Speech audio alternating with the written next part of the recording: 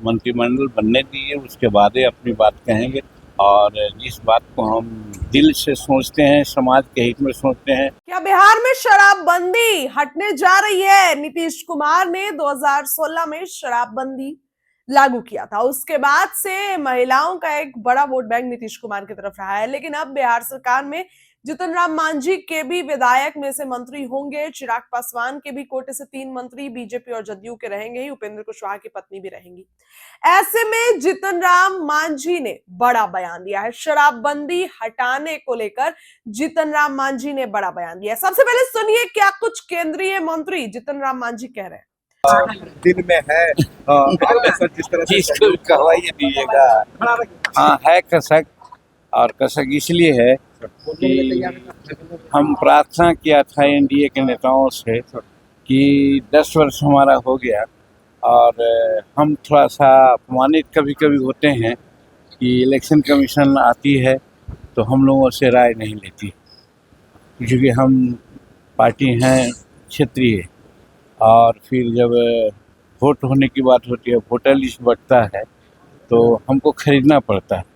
और जो मान्यता प्राप्त पार्टी होती है उसको निःशुल्क मिल जाता है। तो ये सब बातें होती है। दूसरी चीज़ सभी पॉलिटिकल पार्टी का अपना हेडक्वार्टर होता है।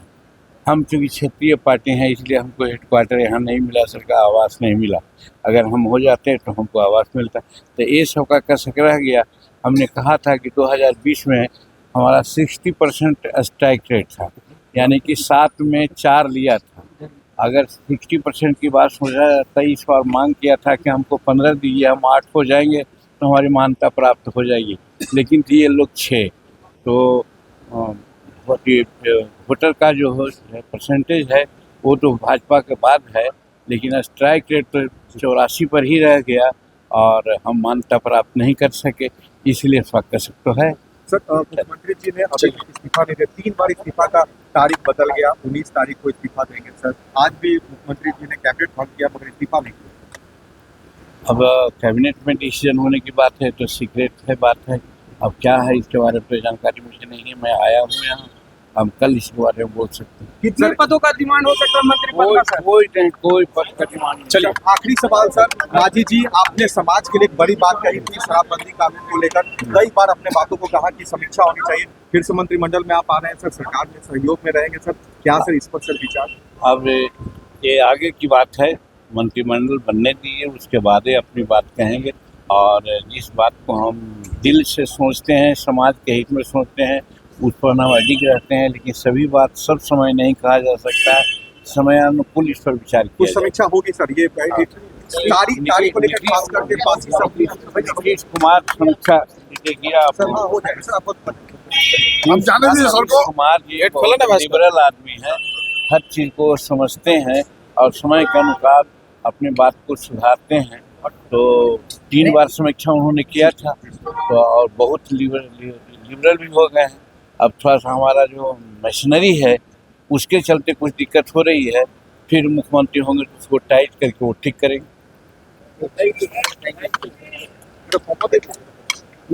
नहीं, सबसे अच्छा स्ट्राइक रेट रहा है भाजपा का, उसके बाद मेरा रहा।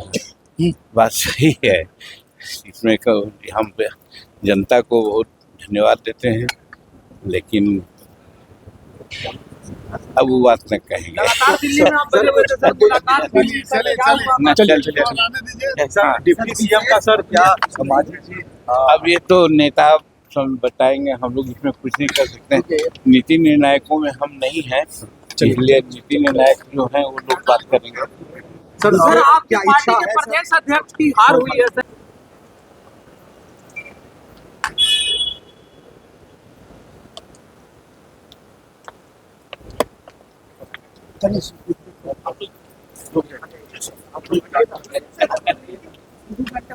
क्या है भाई, क्या तकलीफ हो गया आप लोग?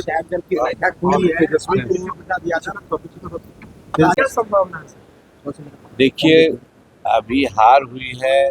यहाँ हमारे जो राष्ट्रीय अध्यक्ष हैं उन लोगों ने बैठक में समीक्षा किया है। क्या उन लोग किए हैं हमको पता नहीं, हम तो दिल्ली चले गए थे, आज आए हैं। कल बातें होगी, बात होने के बाद समझा जाएगा क्या होगा, क्या जाएगा, क्या मिलेगा नहीं मिलेगा, इसकी जानकारी अभी हमें नहीं है।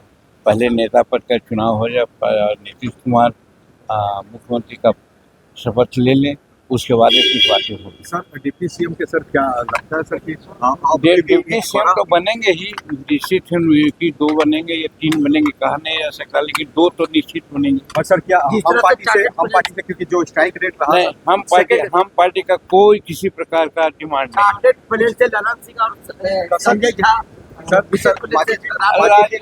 राजनीति है, कुछ सजेशन लेने के लिए गए होंगे, इसमें आश्चर्य की क्या बात है। अब हर चीज़ को दूसरे रूप में देखना उचित नहीं है। बहुत सी बातें होती है जो टेलीफोन पर नहीं बात होती है, तो स्पेशल बात करने के लिए निकले होंगे लोग।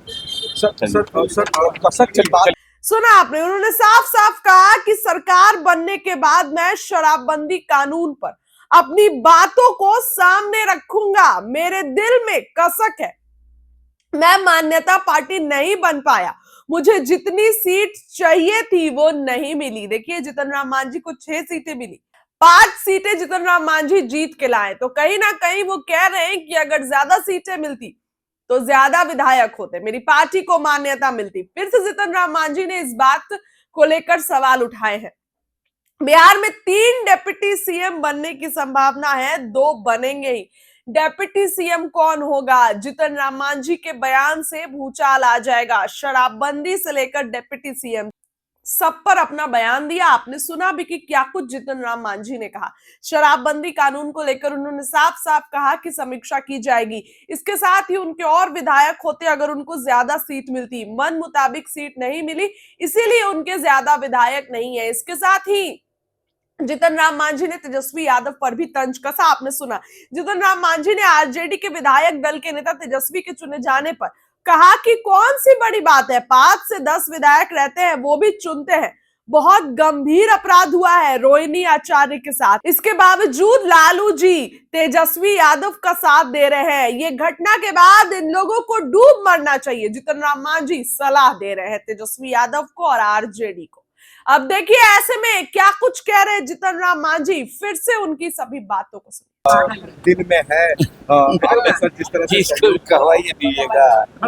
हाँ, है कसक, और कसक इसलिए है कि हम प्रार्थना किया था एनडीए के नेताओं से कि 10 वर्ष हमारा हो गया और हम थोड़ा सा अपमानित कभी कभी होते हैं कि इलेक्शन कमीशन आती है तो हम लोगों से राय नहीं लेती, क्योंकि हम पार्टी हैं क्षेत्रीय, और फिर जब वोट होने की बात होती है, वोटर लिस्ट बढ़ता है तो हमको खरीदना पड़ता है, और जो मान्यता प्राप्त पार्टी होती है उसको निःशुल्क मिल जाता है। तो ये सब बातें होती है। दूसरी चीज़ सभी पॉलिटिकल पार्टी का अपना हेडक्वार्टर होता है। हम चूँकि क्षेत्रीय पार्टी हैं इसलिए हमको हेडक्वार्टर यहाँ नहीं मिला, सरकार आवास नहीं मिला। अगर हम हो जाते तो हमको आवास मिलता। तो ये सब का कसक रह गया। हमने कहा था कि 2020 में हमारा 60% स्ट्राइक रेट था, यानी कि 7 में